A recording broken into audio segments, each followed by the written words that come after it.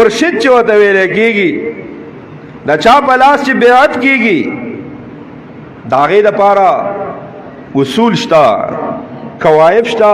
Doctor صاحب محترم هسې نه چېرته په اخوا دې خوا ورشي خیال دی که چې بیا ورته په خپو کې ځینې غوړېږي او فالحه صاحب محترم به کتلي هغه ځینې ورته ګډېږي خیال دی که نه درز غب یې جوړ کړی په جوماتونو کې پکې ځینې ښکته ګډېږي.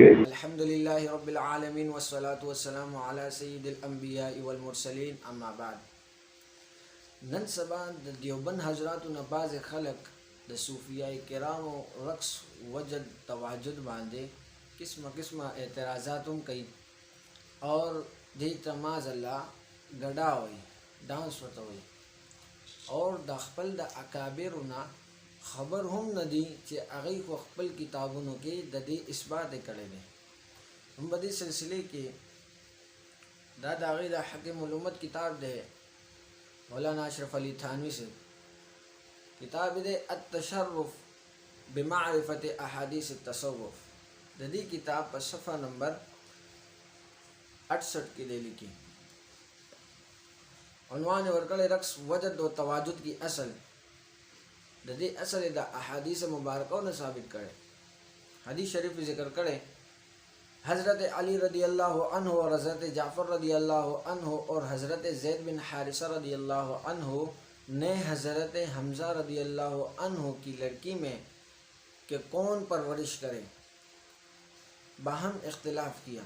داوید حضرت علی رضی اللہ عنہ اور حضرت جعفر و حضرت زید بن حارثہ رضی اللہ عنہما پا آپس کی بدی مسئلے کی اختلاف شو کہ دا حضرت حمزہ رضی اللہ عنہ مبارک پر لور پرورش پر سوک گئی بدی مسئلے کی راغ اختلاف شو.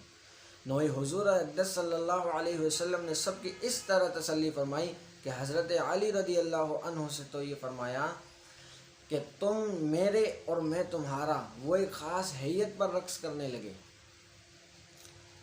اور حضرت جعفر رضی اللہ عنہ سے فرمایا تم میری صورت اور سیرت میں مشابہ ہو، وہ بھی رقص کرنے لگے.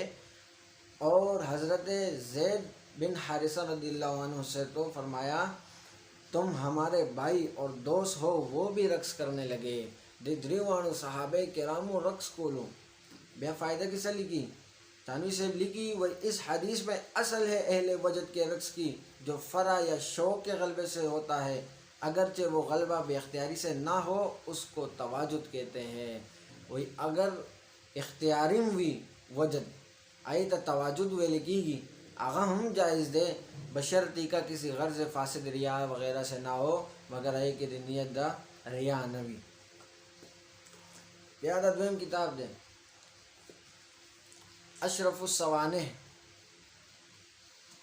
بدی کی جلد نمبر 1 اور صفحہ نمبر 301 کے دیو طالب علم کیفیت بیانی. عنوان ورکڑے ایک طالب علم کی عجیب و غریب کیفیت. وہی حضرت والا کا حضرت حدیث صاحب کی خدمت میں قیام کرنے کے بعد کا زمانہ بہت ہی جوش و خروش کا زمانہ تھا، جس کے اثر سے طلباء و مدرسین بھی ذاکر شاغل ہو گئے تھے. چنانچہ ایک طالب علم نے بھی حضرت والا کی دیکھا دیکھی بلا مشورہ اپنے طور پر ذکر و شغل شروع کر دیا. اس سے ان پر ایک دن جبکہ وہ بوستان کا سبق ایک اور مولوی صاحب سے پڑھ رہے تھے، مندرجہ ذیل اشعار پر ایک سخت حالت طاری ہوئی. یہ طالب علم حضرت سے دا اجازت بغیر آغا ذکر شروع کو نیورس آغا چی اشعار یو آوریدل نو پاغا یو کیفیت بیان شو. کیفیت بیانی دا اشعار نفس وہ اس قدر قوی حالتی کہ لا الہ الا اللہ کہتے ہوئے اور زور سے بھاگتے ہوئے بازار کی طرف نکل گئے. جو ملتا اس سے کہتے جاتے کہو لا الہ الا اللہ. ایسا اثر تھا کہ جسے کہتے وہ لا الہ الا اللہ کہنے پر اس وقت مجبور ہو جاتا. چنانچہ بہت سے ہندوؤں یہاں تک کہ ہندو کانسٹیبلوں سے بھی لا الہ الا اللہ پڑھنے کو کہا تو وہ بھی بے اختیار پڑھنے لگے. بیان مخیلی کی پر صفحہ نمبر 302 کے عمدہ جلد نمبر 1 کے طالب علم کا علاج. وہی رات بھر یہی کیفیت رہی، یہاں تک کہ اس کیفیت کے سلب کرانے کی ضرورت محسوس ہوئی. دوسرے روز ان کو حضرت والا نے ایک صاحب تصرف ولایتی درویش حضرت میاں خاکی شاہ کے پاس، جو کانپور میں ہی رہتے تھے اور جن کی قوت توجہ حضرت والا کو معلوم تھی، سلب کیفیت کے لیے بھیجا۔ انہوں نے کہا یہ خوب بات ہے کہ گولی تو مار دی خود اور اب نکلوانے بیٹھے ہیں مجھ سے۔ پھر انہوں نے توجہ کا عمل کیا اور دوسرے روز پھر آنے کے لیے کہا، لیکن شب کو اس طالب علم نے خواب دیکھا کہ حضور صلی اللہ علیہ وسلم یہ فرما رہے ہیں کہ اس فقیر سے کہہ دینا کہ کیا تیری کمبختی آئی ہے، ایسی نعمت کو سلب کرتا ہے۔ جب یہ خواب حضرت والا نے سنا تو ان طالب علم کو ان درویش کے پاس جانے سے منع کر دیا۔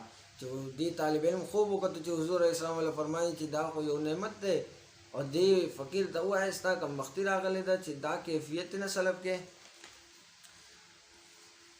اوس دا دریم کتاب ارواح ثلاثه یعنی حکایات اولیاء، دا هم دا اشرف علی تھانوی کتاب دی، د دې په صفحه نمبر 139 کی لکھی، حکایت نمبر 166۔ فرمایا کہ ہمارے حضرت حاجی صاحب فرمایا کرتے تھے کہ مجھ کو 4 مسئلوں پر شرح صدر ہے۔ ایک مسئلہ قدر، دوسرا روح، تیسرا مشاجرات صحابہ، چوتھا وحدت الوجود۔ اور جب ان 4 مسئلوں پر حضرت تقریر فرماتے تو سامعین پر ایک اطمینان اور وجد کی کیفیت طاری ہو جاتی تھی۔ بڑی 4 مسئلوں چبا حضرت سے کلم تقریر کروں پر سامعین و وجد اور اطمینان کیفیت بپرا ہو۔